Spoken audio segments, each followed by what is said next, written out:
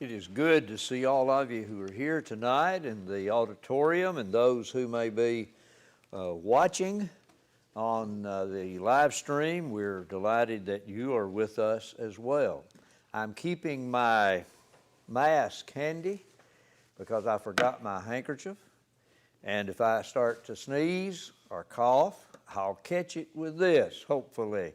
And we know that most of you are aware of masks because that's what we hear so much about, and they have all kinds of them now. We're glad to be here with you for this midweek service. Turn to the book of John. That's where we'll be studying tonight. We have a little bit of more, just a little bit of introductory stuff before we get to those first 18 verses. That's called the prologue. Brother Guyon Wood said Moses began with the beginning of the earth and all things therein, and looked forward to the consummation thereof. And John began with the beginning and looked backward from it into eternity. End of quote. I think that's a good way to begin with a study of the book of John. He went on to say that Moses started his narrative with the works which God did, and John the apostle began with him who performed these works. Jesus is attributed and described as the creator, and he was the one who performed the work. And there are other points that Brother Woods makes. If you get a chance to read his commentary on the book of John, you would do well, because it is an excellent work, and maybe not as long and as detailed, but he really does do a good job talking about the book, and I would encourage you to read that as you have time and opportunity. There's a copy of it in the library downstairs, and of course you can still purchase it through the Gospel Advocate in Nashville as well. We've been talking about the ideas that are involved in the getting acquainted with the book, and I'd gotten down to looking at the author of the book, who he is, and so on, and the details that he gave. He is, thank you, sir. I appreciate that.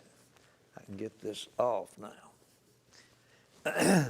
But Brother David Light quotes Westcott, who said that the author was a Jew of Palestine, an eyewitness, an apostle, and last of all, John the son of Zebedee.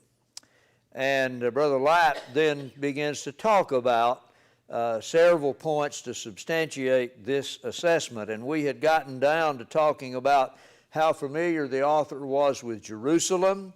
He knew about the temple. He mentions the sheep gate, the pool called Bethesda, which had 5 porticos. He was also familiar with the pool of Siloam, and mentions that it was translated sent in chapter 9, verse 7. He mentions Solomon's porch on the Temple Mount where Jesus walked during the winter season. So there's a lot of details about Jerusalem. And all of this evidence points to the fact that the author was an eyewitness, just as he claimed to be. If you look in chapter 1, verse 14, the Word was made flesh and dwelt among us. He includes himself in that. And we, including himself, beheld his glory. He is saying, I saw him, and mentions others who saw him as well. And so when you look at that, and at chapter 19, near the end of the book, verse 35, you will have him saying, and he that saw it bare record. He's talking about the crucifixion of Christ and the fact that his side was pierced, and forthwith came there out blood and water.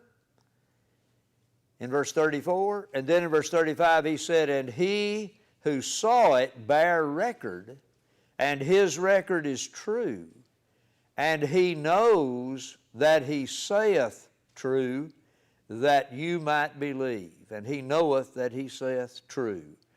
He knows what he's talking about. He actually saw these things, and he is explaining them or describing them so that others might believe.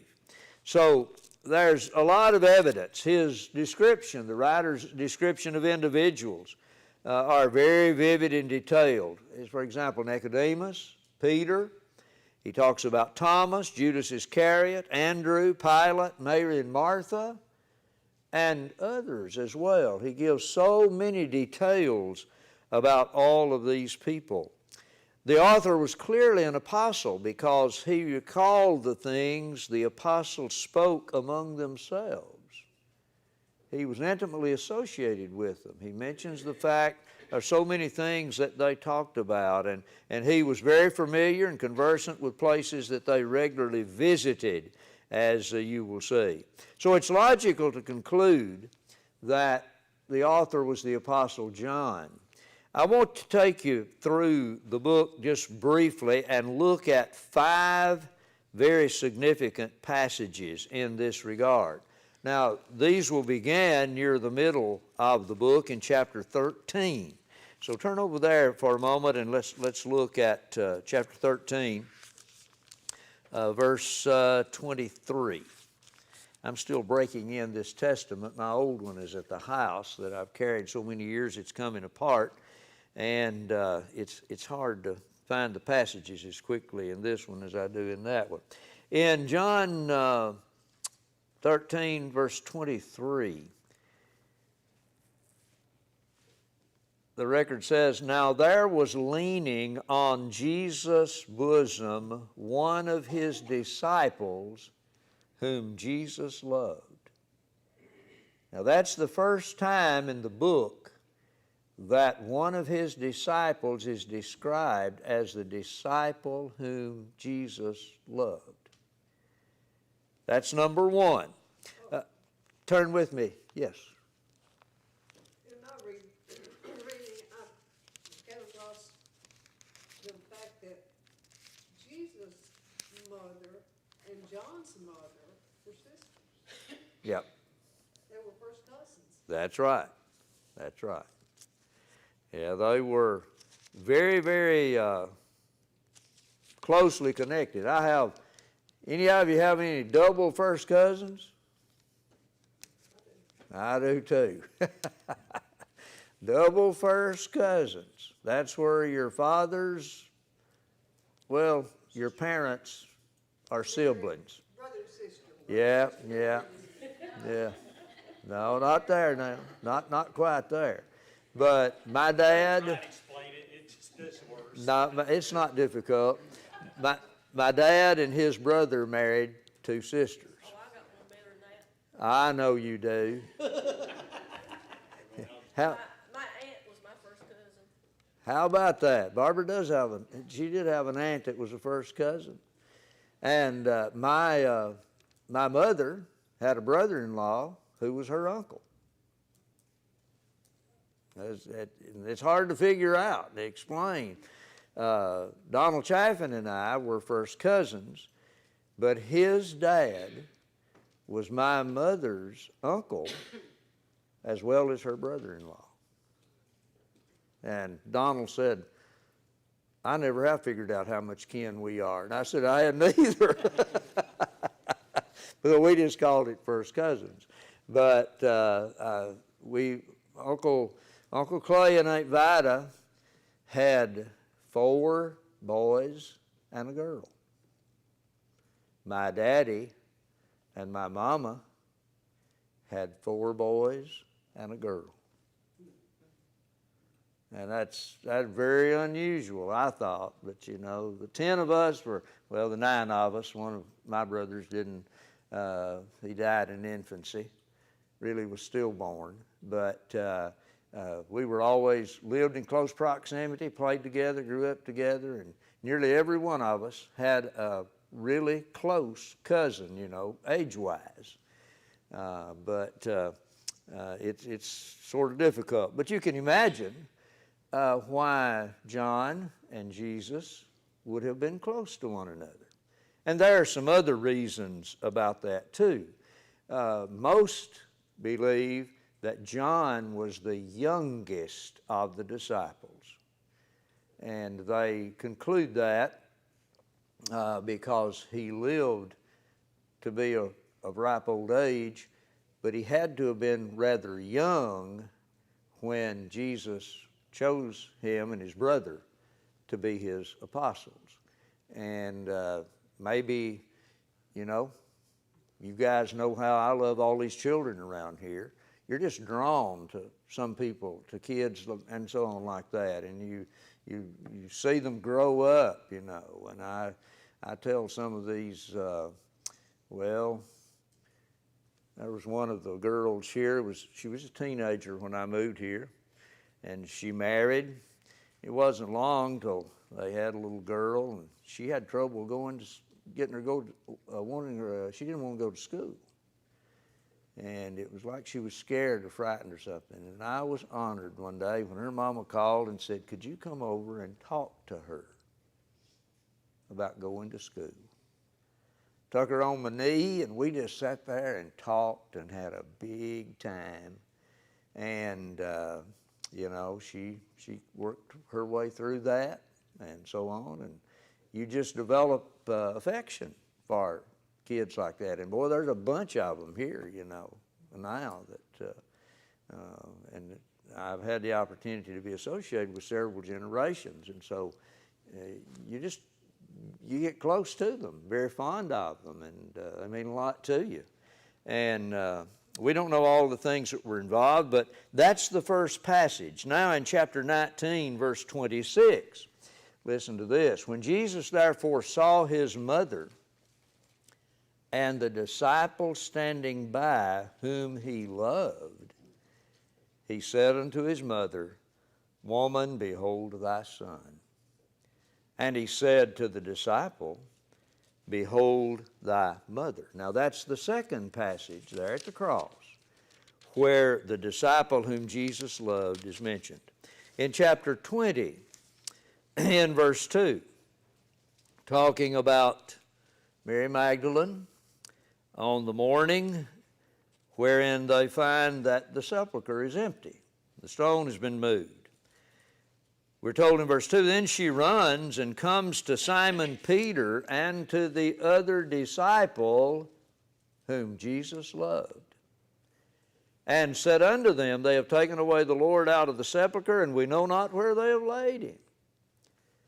So the disciple that Jesus loved was at the cross, and he was at the tomb. And he is described as the disciple whom Jesus loved. Turn over to chapter 21. In verse 7, the disciples now have gone fishing.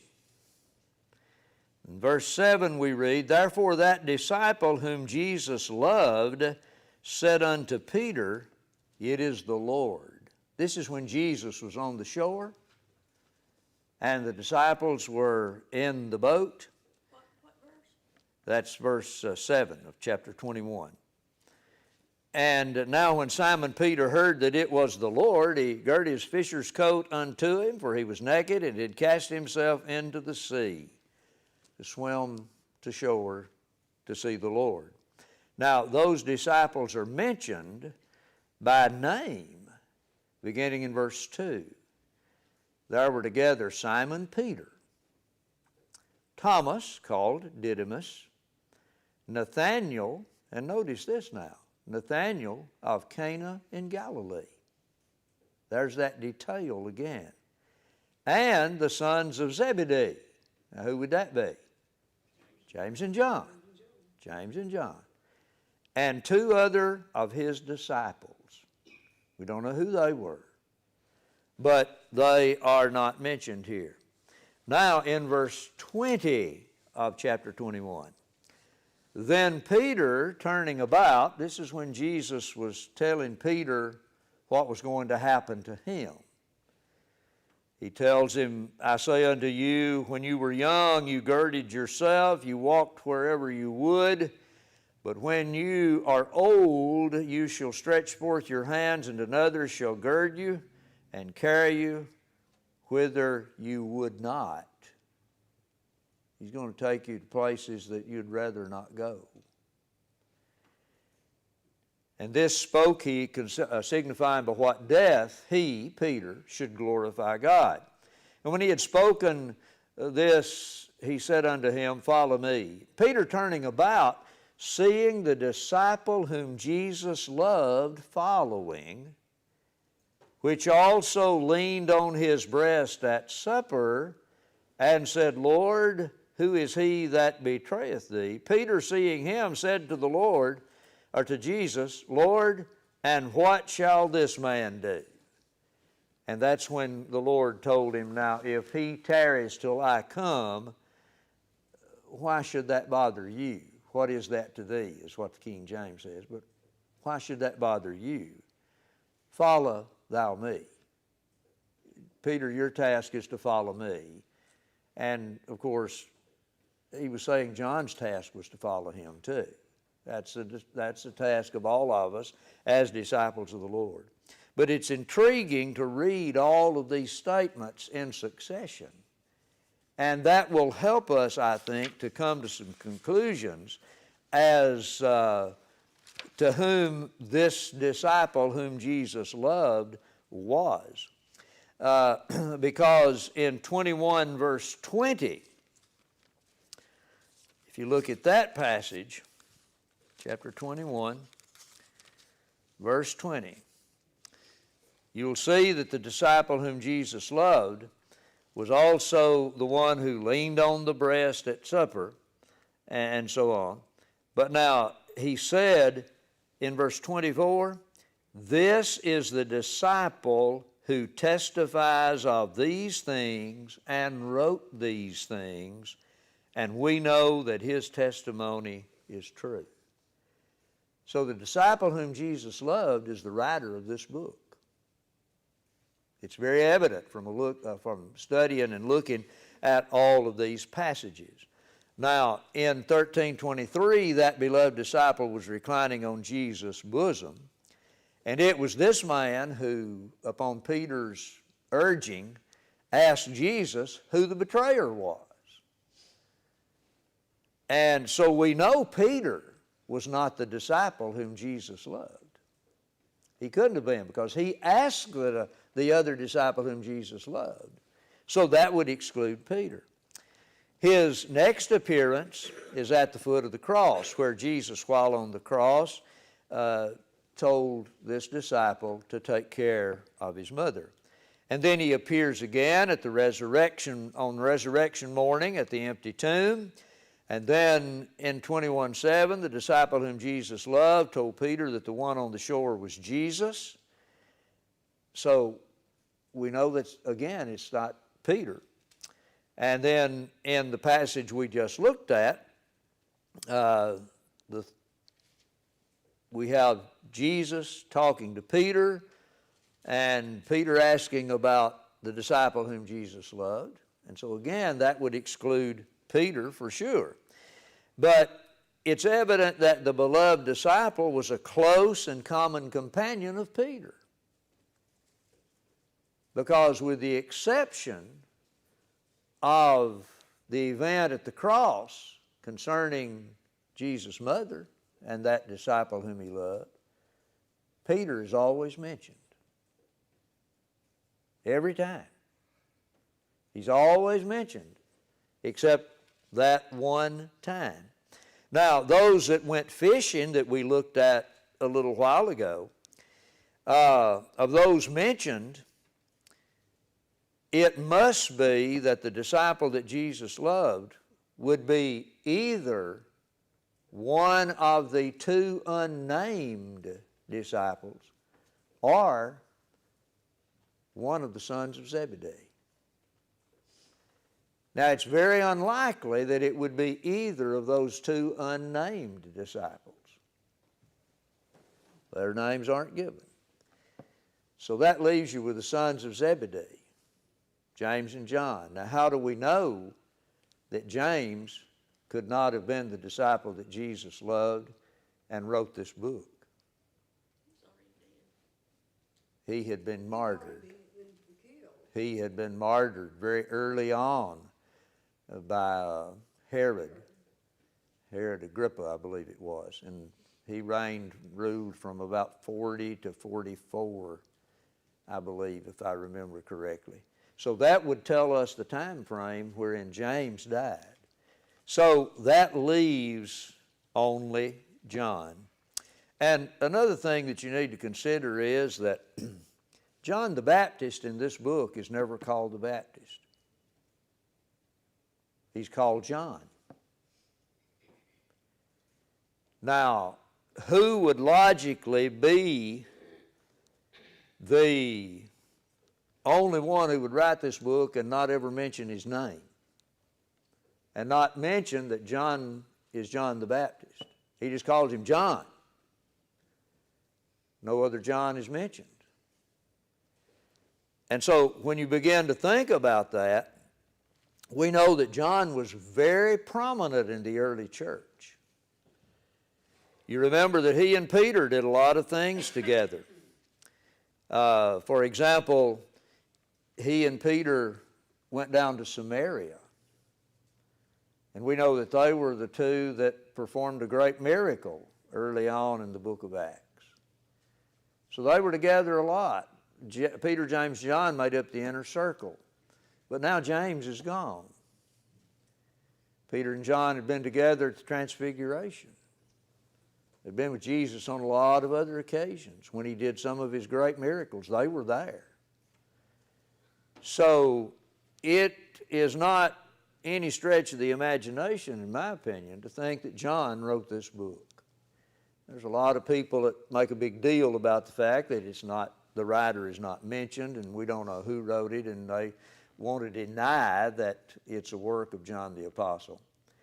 But when you look at all of this information from the text itself and at all the historical evidence as well, people who lived near the time of John the Apostle ascribed this book to him.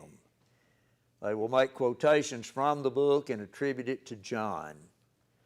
And Polycarp and others have done that. Irenaeus and some others. I've got all those quotes somewhere, but not with me tonight.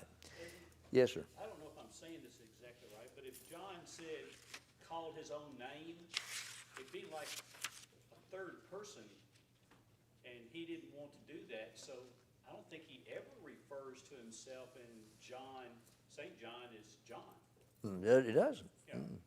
But when he is in the story, when he has to use that he's there, he describes himself as the disciple Jesus loved. Right, right. Did Jesus love all of his disciples? Yes, he did. Yeah.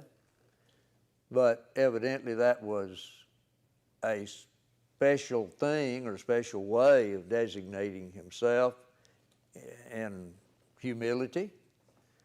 But one of the things that some of my teachers pointed out, it was so easily known that John wrote the book that he didn't have to identify himself. They would have recognized, all the brethren who received this book very early on would have recognized immediately from whom it came. And there are stories that talk about how John preached so much about love and emphasized the importance of love. And I've heard many preachers describe his standing as he neared the end of his life and even leaning on a podium and exclaiming over and over again, "Brethren, love one another, love one another, love one another." Because he knew firsthand the temptations and trials that were coming through persecution. And many people forget that one of the basic reasons the book of Revelation was written was to deal with persecution and to prepare the Christians for the fact that they were going to be persecuted by the Roman Empire. And were they ever? And not only by the Roman Empire, but still a lot of Jewish people did not believe Jesus was the Messiah. And so they joined in that. You'll see it in the book of Acts as the initial persecution of the church came from the Jews. And then the Romans began to join in. And in Gentile areas, that happened more and more. Well, any other comments? Glad to hear them. First 18 verses is called the prologue. What's a prologue? Webster defines it as a preface to or an introductory part of a discourse. What a discourse this is. It has a magnificent beginning. I want you to notice some of the words and thoughts that jump out at you as we read those first 18 verses. In the beginning was the Word, and the Word was with God, and the Word was God. The same was in the beginning with God. All things were made by Him, and without Him was not anything made that was made. In Him was life, and the life was the light of men. And the light shines in darkness, and the darkness comprehended it not. There was a man sent from God whose name was John. The same came for a witness, to bear witness of the light, that all men through him might believe. He was not that light, but was sent to bear witness of that light. That was the true light, which lights every man that comes into the world. He was in the world, and the world was made by him, and the world knew him not. He came unto his own, and his own received him not. But as many as received him, to them gave he power to become the sons of God, even to them who believe on his name, which were born not of blood, nor of the will of the flesh, nor of the will of man, but of God. And the Word was made flesh and dwelt among us, and we beheld his glory, the glory as of the only begotten of the Father, full of grace and truth. John bare witness of him, and cried, saying, This was he of whom I spoke. He that cometh after me is preferred before me, for he was before me. And of his fullness have all we received, and grace for grace. For the law was given by Moses, but grace and truth came by Jesus Christ. No man hath seen God at any time. The only begotten Son, which is in the bosom of the Father, he hath declared him. Now that's the reading of the first 18 verses. Notice some of the words that really jump out as you read that. The word Word, capital W-O-R-D, verses 1 and 14. The word life, verse 4. You'll also find that mentioned in chapter 5, verse 26. And if you want to do some comparative studies, go to the book of 1 John and look how many times that book mentions life. And then you have the word light, which is very significant. Verses 4, 5, 7, 8, and 9 all talk about light. Now, when you go back to Genesis 1, what was the first recorded declaration of God in creation? Let there be light. Let there be light. Now, isn't it interesting that John just keeps mentioning light? And if you go to chapter 3, verses 19 through 21, you will find light mentioned several times. Another very important word is the word grace, full of grace and truth. Grace for grace. We'll talk more about that later perhaps. Verses 14, 16, and 17 all mention the word grace. The word truth is very significant. Verses 9, 14, and 17 all use the word truth. And the word true, he is the true light. The true light is the bringer of truth. The word glory and the word shines or shineth also are important words. Verse 14.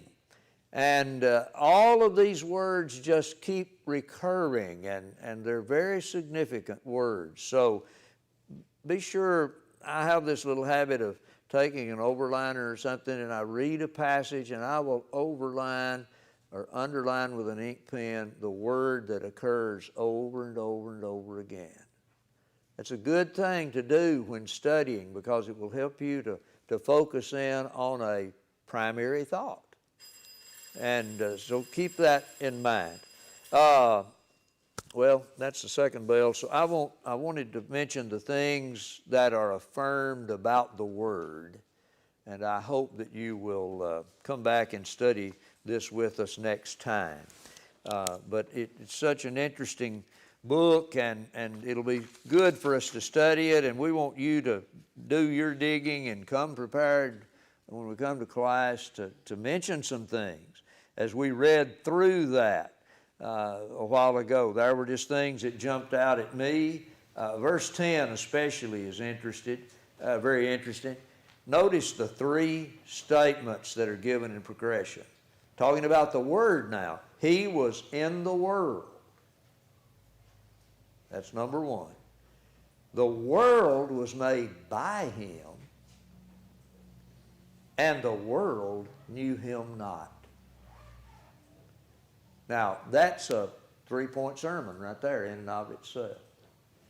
Those things just jump out at you as you read these passages. And I hope that you will study it from that standpoint. We're glad you're here tonight.